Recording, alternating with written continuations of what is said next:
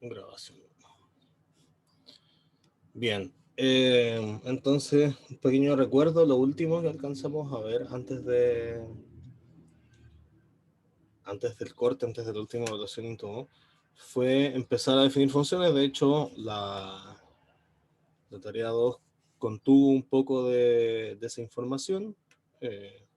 Vimos lo de la definición, entonces, en base a usted a las cosas que se conocen como diagramas agitables, fue que digamos, pudimos estudiar así visualmente al menos lo que es una función cualquiera. Los procedimientos de conjunto de letras y números, pero acuérdense que una función puede en el fondo representar una relación entre dos conjuntos cualquiera, ¿ya? Y ahí nos quitamos un poco de encima esto de que la función es solamente una fórmula, ¿ya?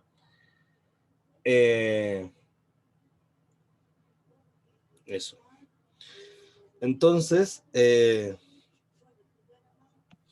también vamos a ver un tipo de definición particular que está bueno que lo manejen y después vamos a continuar, ¿ya? Así que vamos a hacer un pequeño recuerdo. Si hay algún problema que no se ve algo o algo anda medio raro, me avisan porque cambié la esencialmente hice más grande la pizarra. Entonces no sé si a lo mejor se va a cuadrar bien o algo por el estilo. Me avisan cualquier cosa, voy a estar terminando el chat, ¿ya? Esto que se queda aquí siempre, no sé. Entonces, definimos lo que era una función. Profe, disculpe, una ¿Sí? pregunta. ¿Usted de casualidad ya sabe cuál es la materia que viene después de funciones? Sí, ¿Aún no? lo voy a... No, sí. Les voy a dejar eso publicado también esta semana. Bueno, no sé si esta semana, pero a lo más el lunes. Ya. Ya, pero vamos a ir con geometría analítica, básicamente. Ese es el tópico. Definimos entonces una función entre A y B, dos conjuntos que dijimos que no podían estar vacíos, como F, subconjunto del producto cruz, cumpliendo una propiedad especial que dijimos que era que todos los X en A tenían un único Y en B con F de X igual a Y, que era la forma de escribir que la parejita X, Y estuviera en ese subconjunto, ¿ya? Y la notación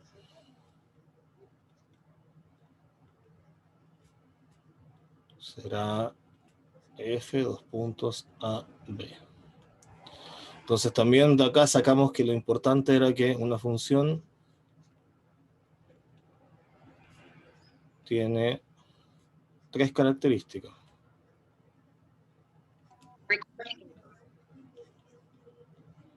¿Eso fue un micrófono abierto de manera involuntaria? Creo que sí. Tiene tres características. Dominio, que dijimos que era el conjunto A. Codominio, que es el conjunto B. Y regla de asignación.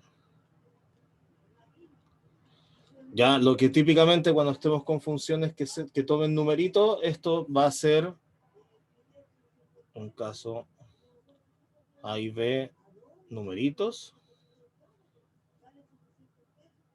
Es la fórmula. La o las fórmulas. ¿Ok? Y lo importante acá entonces es que dos funciones son iguales. Dos funciones F1 de A a B y F2 de C a D son iguales si es que pasan las tres cosas. Tengo que tener, si una función tiene tres cosas para definirla, entonces necesito que las tres cosas sean iguales. Entonces necesitaría que A fuera igual a C, o sea, dominios iguales, codominios iguales,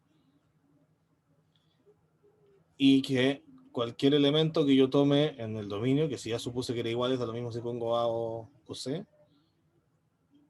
las dos funciones me den exactamente lo mismo. ¿Ok?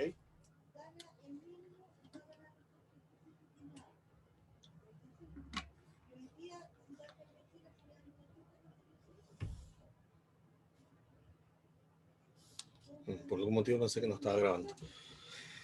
Ya, y esto es todo lo que alcanzamos a ver. Entonces, la cosa que les digo que está bien que empecemos a manejar es la siguiente. Una función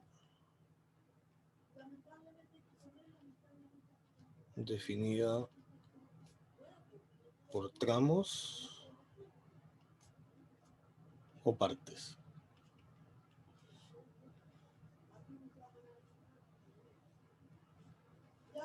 ¿Ya? Una función que esté definida por tramos o partes es básicamente una función que no sigue solo una regla, ¿ya?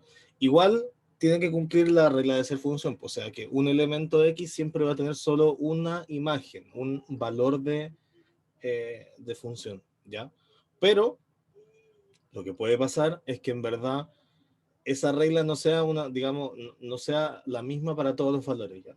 Okay. Quizá, por ejemplo, una regla en un pedacito puede ser multiplico por 2 y la otra puede ser le sumo 1, por ejemplo, ¿ya? Y eso se puede ir dando así con varias partes. Entonces, por ejemplo, a ver, este tipo de definición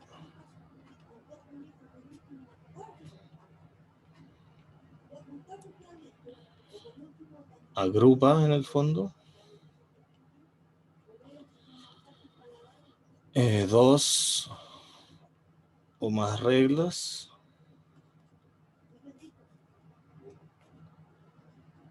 que tienen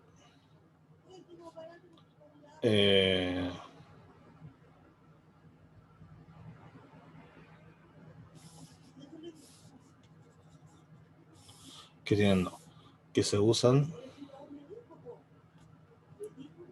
en un mismo contexto. Entonces, por ejemplo,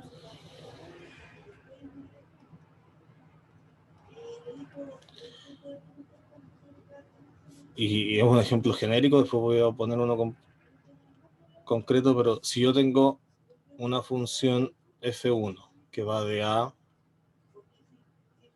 a R, por ejemplo, y tengo f2 que va de B a R. Da lo mismo que lo que sea A y B. De hecho, da lo mismo también si el conjunto llega a R, pero da igual, de hecho, ya a ver.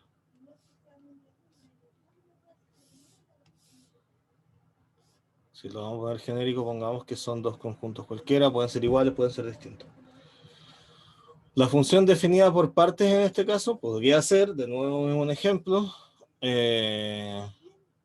una función definida por partes.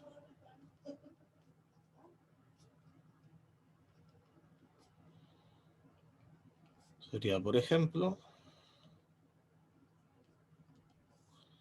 f de A unión B a C, y que a un elemento X le asigna f de X, que va a ser f1 de X, si es que el X pertenecía a A, y f2 de X, si es que el X pertenecía a B. ¿Ya? Entonces, esencialmente lo que hace esto es lo siguiente. Ustedes, en el fondo, tienen dos reglitas que funcionan en el conjunto A y B, pero en verdad lo que ustedes están estudiando, por ejemplo, es una cosa que no funciona solo en A y B, sino que funciona en todo eso junto. ¿Ya? No sé, si por poner un ejemplo como relativamente actual. Si, por ejemplo, A fuese el conjunto de así como, supongamos que A es el conjunto de el grupo de riesgo, por ejemplo,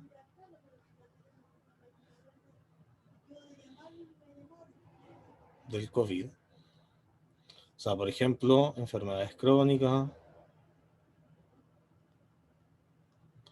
qué sé yo, adultos mayores, etcétera.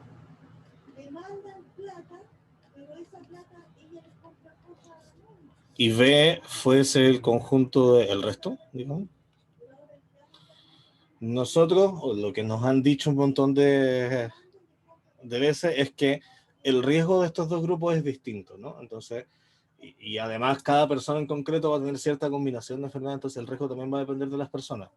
Entonces, por ejemplo, uno podría tener que la función 1 me va a definir el riesgo, que lo vamos a dar como un numerito, por ejemplo, y esto va a ser el riesgo de un riesgoso, por ejemplo, y el F2 va a ser del otro conjunto AR, que va a ser el riesgo común. ¿Ya? Lo que sabemos es que el riesgo de la gente que tiene enfermedades crónicas o que estamos propensos a enfermarse gravemente es diferente. Entonces su regla debería ser una cosa distinta. ¿Ya? Si uno la quisiera graficar, te va a dar una cosa distinta. Entonces, si después uno quiere decir cuál es la función de riesgo, así como la función de riesgo de la población,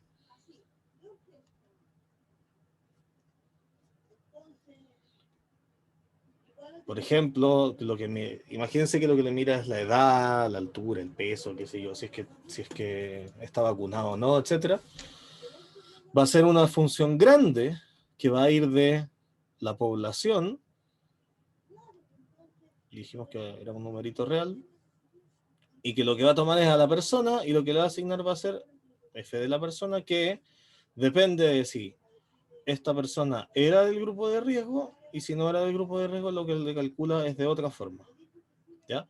Entonces, en el paso adicional es este, en el que ustedes dicen, a ver, esta cosa que estoy evaluando, en este caso esta persona, ¿es riesgoso o no lo es? Y ustedes dicen, ah, sí lo es. Entonces la forma en la que yo lo voy a evaluar va a ser esto, en la de arriba. ¿Por qué? Porque la persona era de riesgo. Si la persona no era de riesgo, entonces estoy en este caso y lo calculo con la formulita de aquí abajo. ¿Ya? Por ejemplo, para no dejarlo así tan en el aire, pongamos que esto no tiene mucho sentido porque dijimos que la X era la persona, pero no importa. Supongamos que la función de riesgo de alguien que corre peligro va a ser que a la persona le asigna, yo qué sé, el número 3x cuadrado más 2. Y a alguien que no es de riesgo, a la persona le asigna la función, no sé, 2x más 1. ¿Ya? Son dos funciones distintas. ¿Ok? Entonces, esta forma en la que uno construye esta función total que junta las dos cosas, ya aquí donde se entiende que uno en una población es de riesgo o no, entonces la población completa se hace juntando el conjunto A con el conjunto B. Y lo que vamos a tener entonces es que acá tenemos 3x cuadrado más 2, aquí 2x más 1. ¿Ya? Y si, por ejemplo, de nuevo esto no tiene mucho sentido porque las personas no son solo un número, obviamente no son números en general, pero estamos en un contexto. Supongan que, por ejemplo, en A tenemos, qué sé yo, el 2, el 6, el 5 y el 1, y en el B tenemos, y pongamos que cada número representa a una persona de alguna forma, como que hay otra cosa que asigna a las personas, pero qué sé yo, 3, 7, 8, 10, ¿ya? Entonces, por ejemplo, si yo quisiera calcular la F de la persona que está representada por el 2, lo que yo tengo que decir es, el 2, ¿dónde está? ¿En A o en B? Está en A. Ok, entonces, ¿de qué forma lo evalúo? Como está arriba, porque está en A. Entonces tendría que poner 3 por 2 al cuadrado más 2. Ya esto da 3 por 4 más 2, 14. ¿Ok? Si yo tuviera el f de 3, entonces digo, ¿dónde está el 3? Está en B. La regla para el B es 2 por el número más 1. Entonces hacer 2 por 3 más 1. Eso da 7. ¿Ok? ¿Puede dar el mismo valor independiente de cuál sea la fórmula en la que lo evalúe? Puede pasar. ¿Ya? Entonces lo importante es que uno vea, tome el número de acá y vea si está en A o en B, y dependiendo de dónde está, uno ocupa la regla. Si esto se hace en vez de con 2 conjuntos, se hace con 7 conjuntos, lo mismo. Uno tiene que revisar en cuál de los 7 conjuntos está y ocupar la regla que está asociada a ese conjunto. ¿Ok?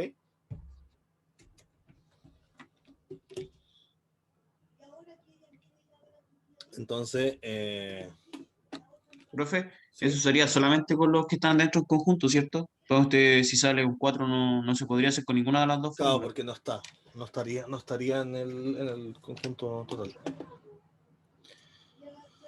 Entonces, otro ejemplo.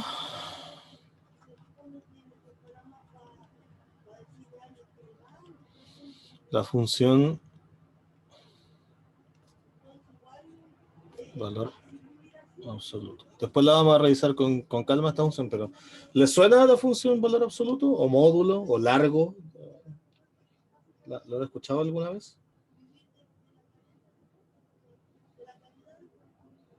¿Sí o no?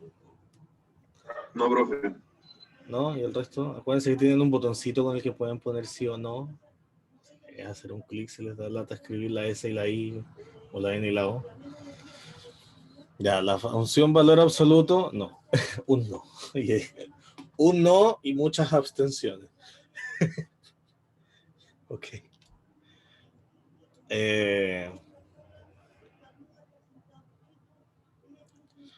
La función valor absoluto es la que entrega la distancia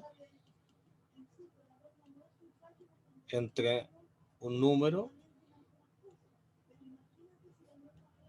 y el 0. ¿Ya? Entonces, por ejemplo, aquí está el 0 y yo tengo aquí, qué sé yo, el 2 y el 7, y acá tengo el menos 1 y esto claramente no está a escala, pero por ejemplo el menos 10. Lo que hace el valor absoluto es medirme esto. ¿Sí? Eso sería el valor absoluto de 2, que vale 2. ¿Cuánto pasa entre el 0 y el 2? Profe, Uh-huh. lo del valor absoluto, por ejemplo, si es menos 10, el valor absoluto de menos 10, 10, ¿eso no? Yes. Esa cosa. Entonces, la función valor absoluto es una cosa que toma números reales y me entrega números reales. ¿Ya? En general, de hecho, entrega números reales positivos. O el 0, porque el 0 está a distancia 0 del 0. Pero esa es la idea, que nunca va a dar negativo. ¿Sí? Siempre es positivo o es 0. ¿Ya? ¿Y qué es lo que hace esta cosa? Que a un número X le pregunta, y para darte el valor, ocurre lo siguiente. Si yo tomo un número positivo, ¿a qué distancia está ese número positivo del 0? Está a sí mismo de distancia. ¿Sí? Si tomo el 7 me va a dar 7, si tomo el 2 me va a dar 2, si tomo pi me va a dar pi. Ya. Porque básicamente yo para medir largos lo que hago es agarro el punto donde terminé y le resto el punto donde partí. Entonces, si yo partí en 0 y terminé en 7, tomo el 7 y le resto 0. Me da 7 y así todo el rato. Pero si yo voy para atrás, yo termino en un número negativo y le resto 0. ¿Ya? Entonces, Profe, ¿sí? ¿siempre es 0? ¿O el 0 puede comenzar como de otro lado? No sé si me... No. Si va a la X solita es la distancia con el 0. Si tú tenés X menos Y, ahí sí es la distancia entre los dos. Pues si yo te digo la distancia entre el 2 y el 7, eso sería el valor absoluto entre 7 menos 2 o 2 menos 7. Ah, ¿Ya? Entonces lo que pregunta esto es, esta cosa me da X, o sea, el mismo numerito, si es que el número era positivo o si era 0. Pues si era 0 me va a dar 0. Y si es negativo, que es el caso que me queda, me da menos el numerito. Y ahí me aseguro de que queda siempre positivo. Entonces, esta es la regla para este caso, por ejemplo. Entonces, de esta forma, si yo les digo, por ejemplo, el menos 10 en valor absoluto, el menos 10 es negativo, entonces la regla es la de aquí abajo, hay que ponerle un menos extra. Entonces la respuesta es menos 10. Uy, ahí dice cualquier cosa menos eso. Ahí, y menos me da más. Ya, si tomo el 7 es positivo, entonces me bota el numerito ahí. Y ya está. Si tomo el 0 es mayor o igual a 0, así que en este caso boto el numerito tal cual. ¿Ok? Y así todo el rato. Después vamos a pararnos en esta función más adelante a revisarla con más detalle, a verle propiedades y esas cosas. Pero aquí tiene un ejemplo de una función que está separada en dos partes. Cuando es positivo, devuelvo el mismo número. Cuando es negativo, lo devuelvo con el signo cambiado. Y con el signo cambiado, si es negativo, entonces voto un número positivo siempre. ¿Ya? Y de esta forma, el valor absoluto tiene sentido como distancia, porque las distancias siempre son positivas.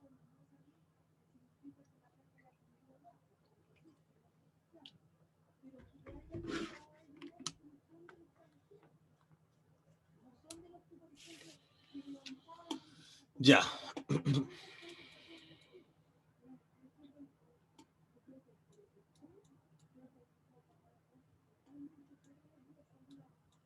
Voy a dejar el ejemplo ahí,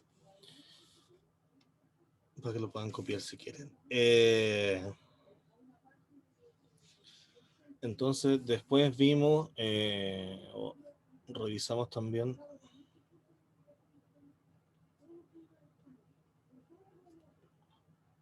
unos conjuntos especiales, que fueron la imagen. Entonces, vamos a considerar que tenemos una función cualquiera de A a B. Entonces, la imagen lo que necesita es un subconjunto del dominio. Vamos a decir que la imagen del conjunto C la definimos como todos los f's de X con X en C. Ya esto es colección de evaluaciones de elementos de C. Y tenemos la preimagen, que dijimos que necesitábamos un subconjunto del codominio. Y eso se escribe con un menos 1. La preimagen de ese conjunto es todos los X en el dominio, tales que su evaluación cae en D. ¿Ya? Entonces es un poco la pregunta para un lado y para el otro. Si yo tengo aquí mi A y aquí mi B, supongo que tengo estos puntos y tengo estos puntos, y qué sé yo, vamos a ver eso, porque no haya mucho enredo, voy a poner todo así abajo, ¿no? O sea, por el lado. Ya, acuérdense que esto sirve porque lo importante es que todos los de la izquierda tengan solo una línea saliendo, los de la derecha, si hay alguno que no le llega, no me importa, si le llega más de uno tampoco me importa, solo importa el de la izquierda. Aquí tomo un subconjunto de A, por ejemplo, este. Si ese es mi C, entonces la imagen de C va a ser todos los puntos a los que le llegan las flechas que salen de aquí. O sea, tengo que seguir esta flecha y tengo que seguir esta flecha. O sea que la imagen de ese conjunto de ahí que está encerrado en celeste son estos dos puntos. ¿Ya? Y al revés, si yo pregunto, por ejemplo, por la preimagen de este, lo que uno tiene que decir es, ¿hay alguna flecha que le llegue a este punto? No, ninguna. Entonces, en ese caso, ese es vacío. Porque no hay nadie, ninguna flecha. Por el contrario, si yo, por ejemplo, pregunto por la preimagen de esos dos, voy a ver las flechas para acá atrás, son estos dos. A ver si el F-1 de verde. Bueno, este es verde, XD. Este es celeste y este es f de celeste. ¿Ya? Lo importante es que a la imagen y a la preimagen se le meten conjuntos. ¿Okay? Eso es súper importante. Esto de aquí y esto de aquí son conjuntos. ¿Ok?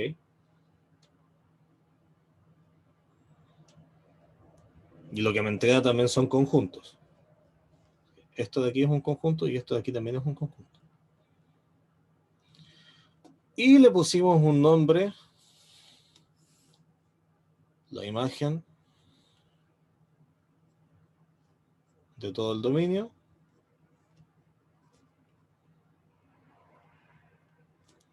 Se llama recorrido. Entonces, el recorrido de una función se definió como la imagen de todo el dominio. ¿Vale?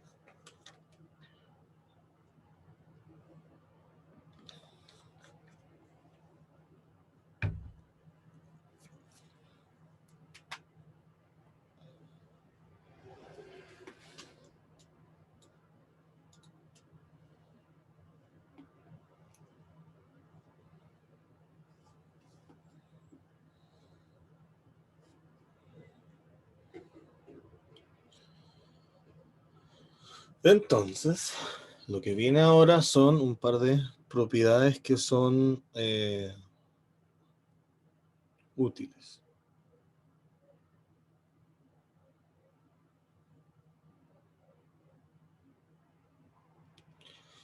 Entonces, ¿dudas con estas cosas hasta aquí, please, antes de que avancemos? Porque todo esto es lo que ya vimos. Y salvo la parte de la función por partes, ya las otras cosas las vimos. Y aprovecho de preguntar aquí antes de que avancemos.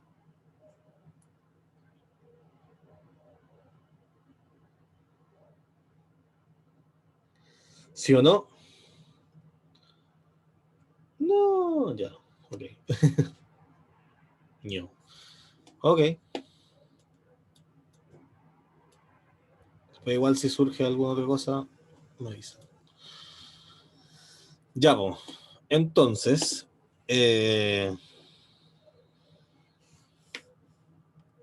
aquí vamos a hacer un corte. Un poco chueco, pero sí igual. Ya, a ver, muchos problemas donde se aplica algún tipo de matemática, digamos, para la solución. ¿Vale? Porque en los problemas reales, digamos, las mates pueden intervenir en distintos puntos. ¿Sí? No siempre intervienen en todas partes ni de la misma forma, depende un poco del contexto. Una parte donde se meten las matemáticas es a modelar, que es básicamente cuando uno tiene un problema o una situación o alguna cosa, modelar lo que hace es describir una situación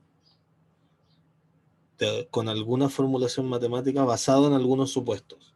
Entonces uno pone ciertas reglas en el fondo y eso lo traduce a algún problema, alguna función, algún modelo que se tenga que echar a andar para que se saquen curvas y cosas así.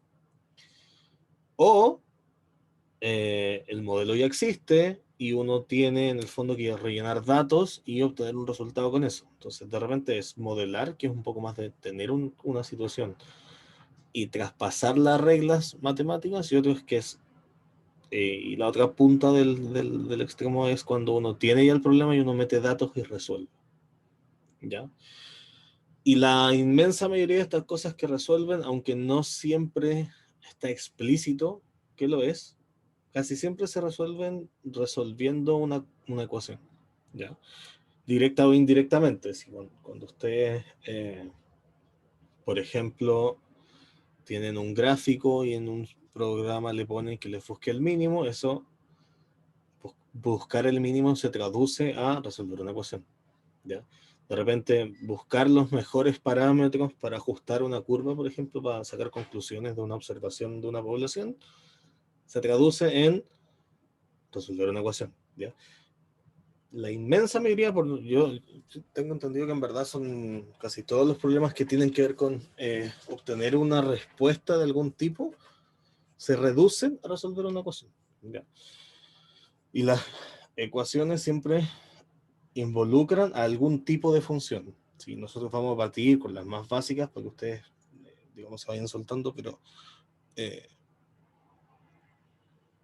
como se reducen a tener una función de la cual yo voy a ocupar para resolver una ecuación, muchas veces, bueno, uno en el colegio aprende a resolver ecuaciones, pero a manito, ¿sí? Uno despeja variables y todo el asunto y dice, ya, X vale tanto. De partida, después, en la vida uno, primero, no despeja nada más, ¿no? Segundo, tampoco es un valor el que sirve, si no da X igual a algo. Y lo otro es que muchas veces uno tiene una cosa tan horrible que ni siquiera sabe si la va a poder despejar o no. Porque de partida, como les dije, uno no despeja a mano. Uno no resuelve ecuaciones pasando este número dividiendo por otro lado, este número restando, bla, bla, y despejando la X.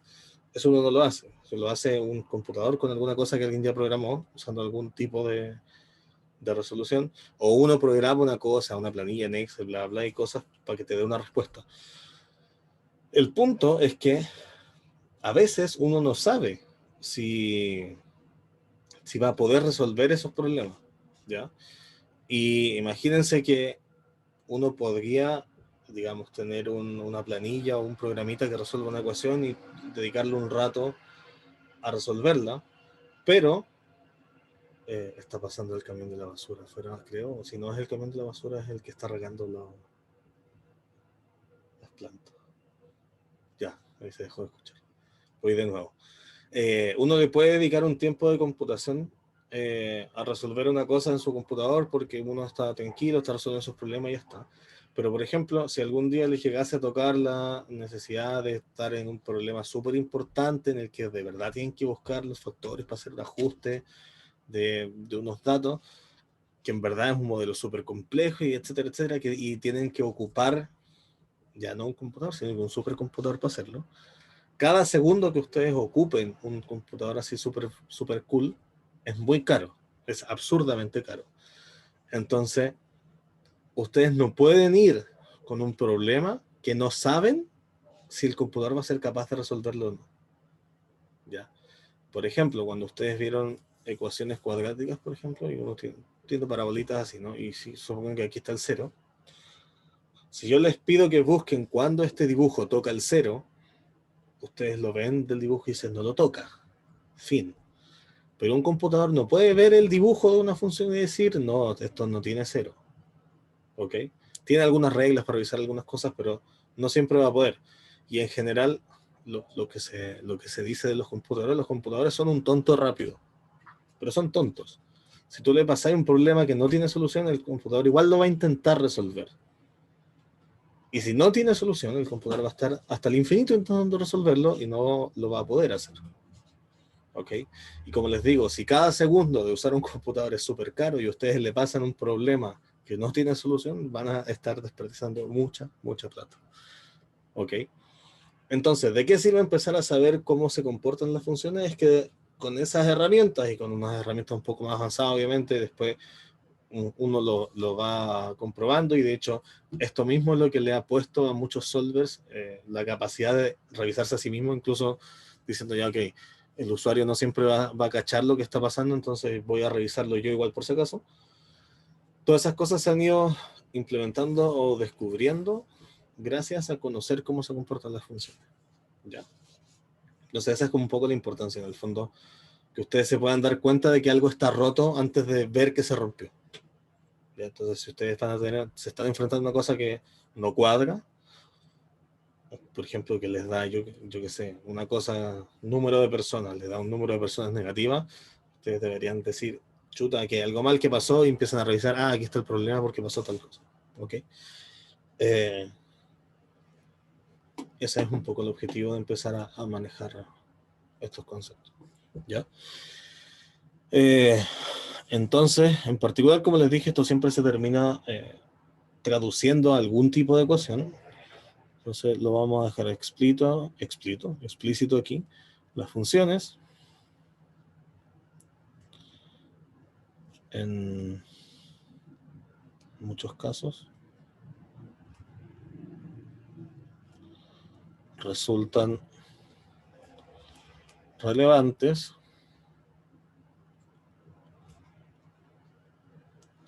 para el modelado de una situación real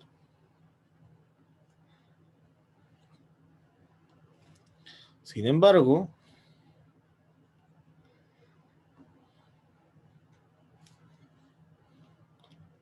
la solución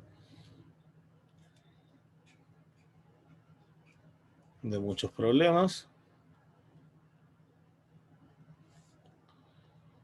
se reduce siempre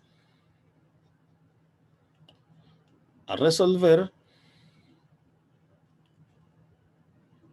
una ecuación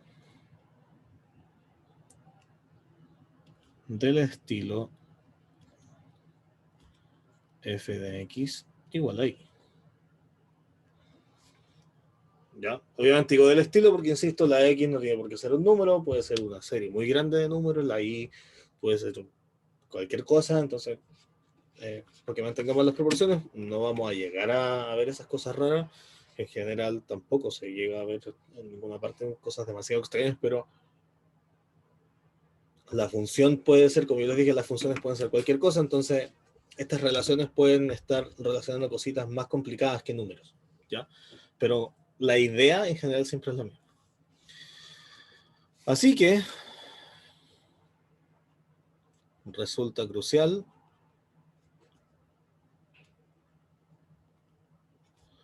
reconocer cuando esta ecuación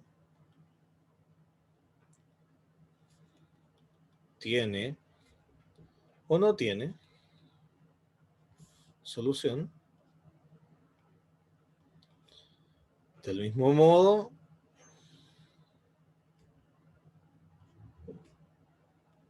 que es útil saber si la solución es única o no. ¿Ya? Ese también es otro tema. Son los dos temas importantes. Si uno quiere que un programa te resuelva un problema, tienes que saber si se puede para poder pedírselo. Y también es bueno saber que si eventualmente tu problema tiene más de una solución, tienes que tener claro eso porque a lo mejor la solución que te entrega el programa no es la mejor o no es la que te sirve. ¿Ya? Hay que tener ojo con eso. A lo mejor hay soluciones que no son válidas, etcétera, etcétera. ¿Ya? O en términos, por ejemplo, de implementar alguna medida, quizá una de las dos soluciones es más cara, etcétera. ¿Ok? Entonces eso es importante reconocer. Entonces, una forma de, o sea, en verdad, para resolver este problema de saber cuándo hay solución, cuándo no, cuándo es única y cuándo no, se empezó a hacer lo que se llama y se conoce como análisis de funciones. ¿Ok? Y en esto es más bien como el objetivo de la parte de funciones nuestras, esto es aprender a hacer el análisis de funciones, el análisis más básico, porque después se mete con herramientas de cálculo que no vamos a usar este semestre, sino que las vamos a usar el otro semestre. ¿Ok? Entonces aquí está el tema de cuándo crece, cuándo no crece, qué tipo de forma tiene, si tiene límites para arriba y para abajo, si es que de repente puede crecer mucho o no, si hay números donde no se pueden evaluar, etcétera, etcétera. ¿Ya? Si es que hay alguna simetría, un patrón que se repita, etcétera. Todas esas cosas son lo que se conoce como análisis de funciones. ¿Ya? Entonces, para esto, comenzaremos apoyándonos en dos propiedades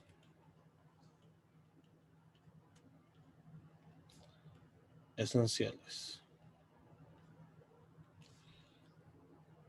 ¿Ya? Que son la inyectividad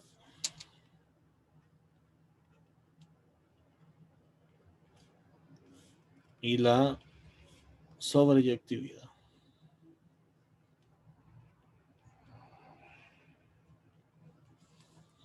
¿Ok? Que las vamos a definir ahora mismo.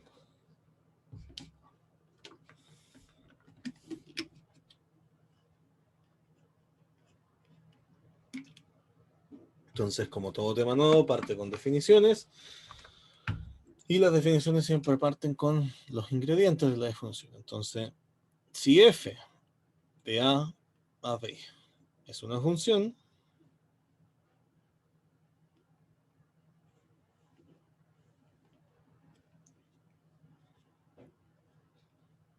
diremos que f es inyectiva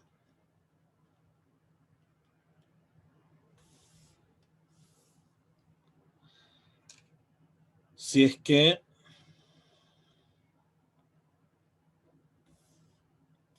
y esta es la regla, todos los elementos de A van a elementos diferentes de B. ¿Ok? Entonces a una función le vamos a decir inyectiva cuando yo parto en puntos diferentes y llego a puntos diferentes. Ya por puntos me refiero a cosas de A y cosas de B. Independiente de qué es lo que sea, la inyectividad se puede definir igual. ¿Ok? Entonces yo parto de cosas distintas y llego siempre a cosas distintas. Si parto del mismo punto, por la definición de función tengo que llegar solo a una cosa, así que está bien. Pero la inyectividad pide que además de llegar a una cosa distinta con cada, o sea, a una cosa desde cada punto, digo que cada cosa tiene que ser diferente. ¿Ok? Si no, no soy inyectiva. ¿Vale? Dicho de otra forma, es que si yo estoy parado en B, ahora en B, a cada elemento, si es que le llega una flecha, solo le puede llegar una. ¿Ok? Porque yo no puedo repetir valores de B. Entonces una función inyectiva no repite valores. ¿Vale? Entonces, esto es una cosa importante de notar. Una función inyectiva no repite valores. ¿Vale? Formalmente, y aquí está la definición de los términos que uno los ocupa para hacer pruebas y cosas así, es lo que les dije. Si yo parto de dos elementos distintos del dominio, el dominio no es D, es A. Para todo par de elementos en el dominio, si son diferentes, entonces obligatoriamente tengo que llegar a valores diferentes. Ya, esa es la traducción de la definición. ¿Sí? Lo que está escrito acá en azul es exactamente lo mismo que está escrito aquí arriba en azul. Todos los elementos de A, diferentes, van a elementos diferentes en B. ¿Ok? Ahora, el problema, y esta es una cosa que uno debería aplicar en la vida en general, pero uno no queda bien definido cuando dice lo que no es. ¿Sí? Sino que más bien a uno le gusta decir lo que sí es. Entonces, aquí tengo dos, no son iguales, pero no son iguales, pueden ser cualquier cosa. ¿Sí? Si fueran números, ya solo en ser números tenéis dos opciones. Ser dos números son diferentes si es que uno es mayor que el otro, pero podría ser en cualquier orden. ¿ya? Entonces no es muy útil, la verdad. Entonces, cuando uno tiene una implicancia, acuérdense que uno tenía que P implica Q, es lo mismo que no Q implica no P. ¿Okay? Estas dos cosas significan lo mismo. Entonces, una forma equivalente de poner una implicancia que tiene dos cosas que son no igual sería ocupar lo mismo, pero con iguales y darlos vueltas. Entonces, equivalentemente,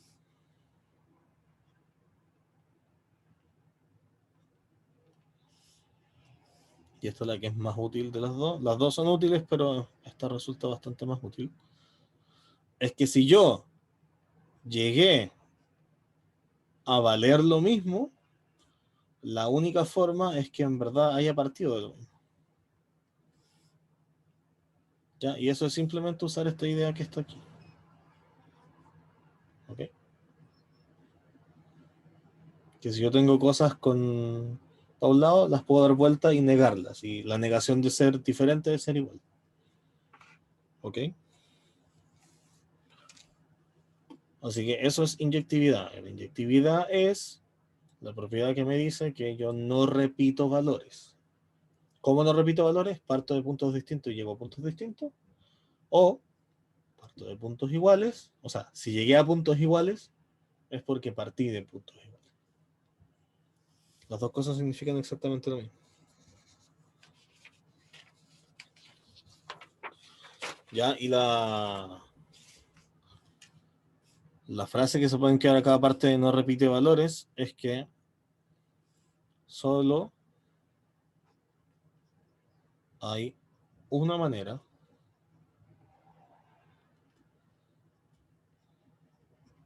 de llegar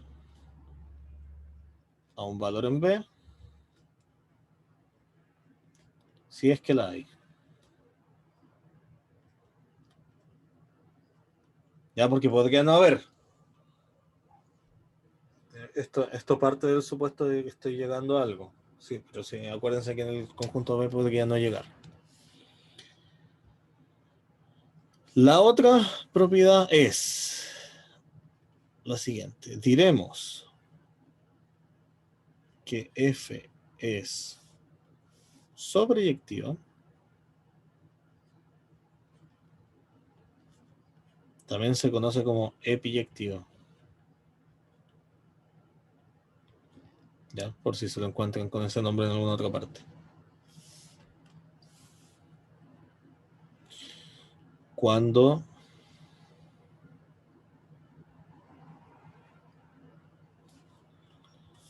y esto es importante, con los elementos del dominio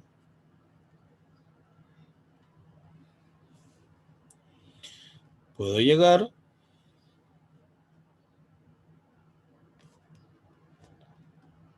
a todos los elementos del codominio.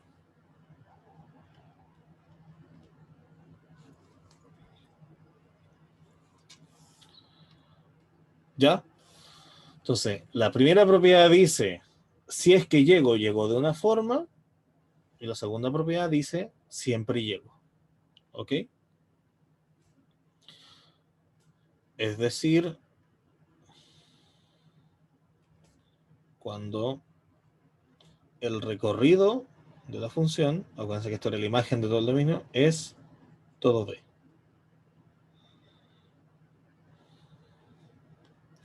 Ya, y esto de manera equivalente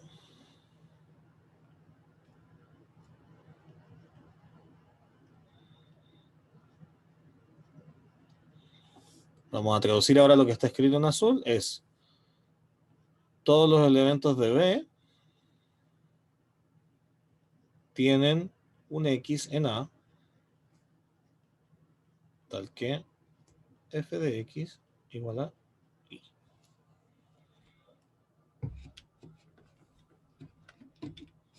¿Vale?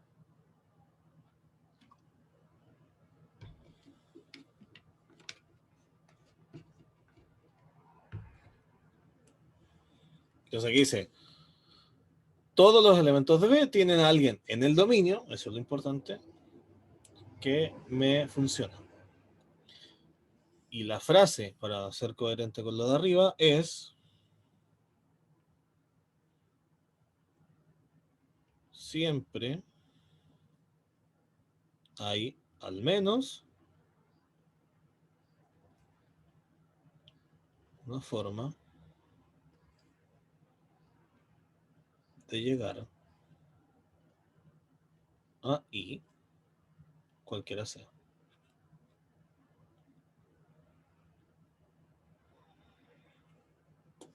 ¿Vale?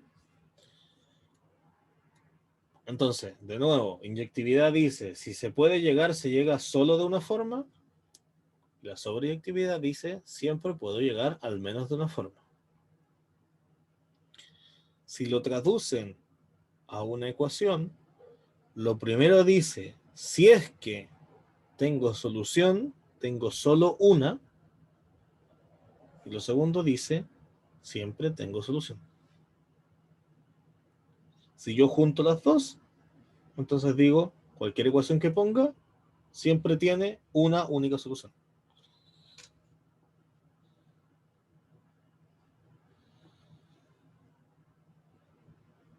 ¿Vale?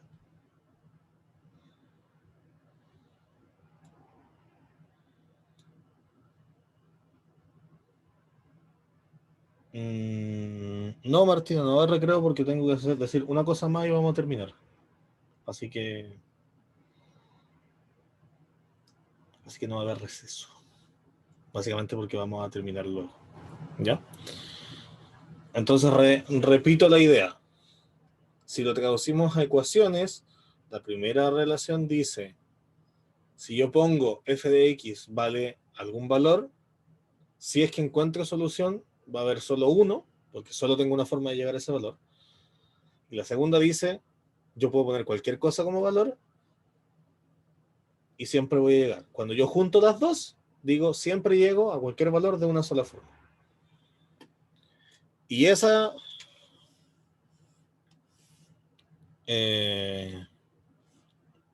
propiedad tiene otro nombre. Entonces, diremos que f es biyectiva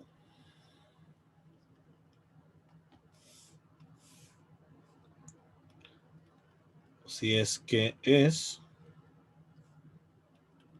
inyectiva y sobreyectiva a la vez.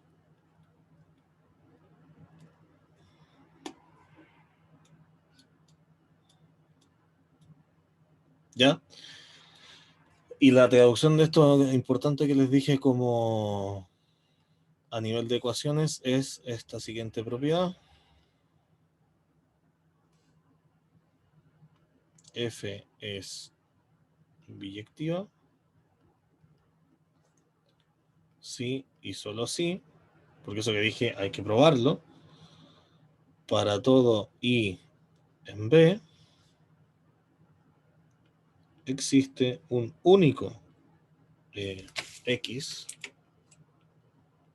en A, tal que, acuérdense que esos dos puntitos significan tal que, f de X igual a Y.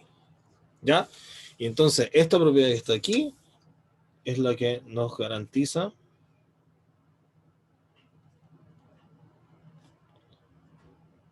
que una función inyectiva y sobreyectiva nos entrega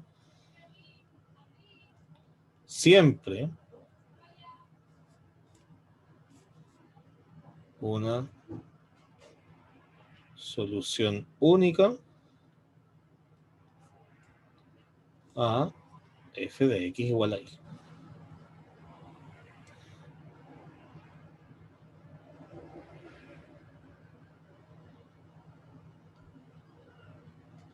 ¿Ok? Entonces, siempre tiene que ver con ser sobre y única tiene que ver con ser inyectiva.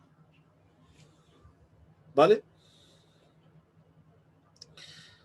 Y probar esta cosa es básicamente ver que aquí dice que para todo I en B existe X, o sea que tengo justo esto, pero sin el signo de exclamación. El signo de exclamación acuérdense que era el ser único.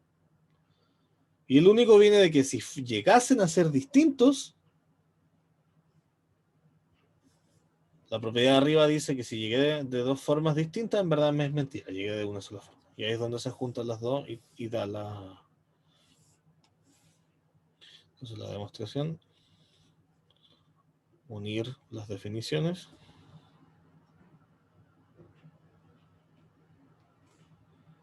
De inyectividad y sobreyectividad. Ya, eso va a quedar propuesto para que lo puedan escribir ustedes, lo podemos revisar mañana. ¿Ok?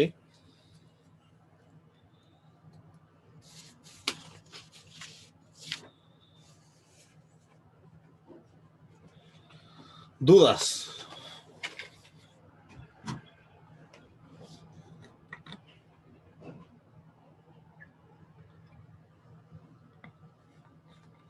Vamos a ver. ¿Mm? ¿Vamos a ver ejercicios después o no? Yes. Así como todo lo que hemos visto con puro ejercicio, pero con ustedes, ¿se me refiero? Sí. Vamos a ver cosas de... Lo que pasa es que quiero juntar como la gran cantidad de propiedades antes de ver, porque si no vamos a estar parando a hacer una cosa en concreto cada vez. Pero sí. Mañana vienen ejemplos. Ya, pero la idea es que se queden con esto de que inyectiva significa solución única y sobreyectiva significa que siempre hay solución.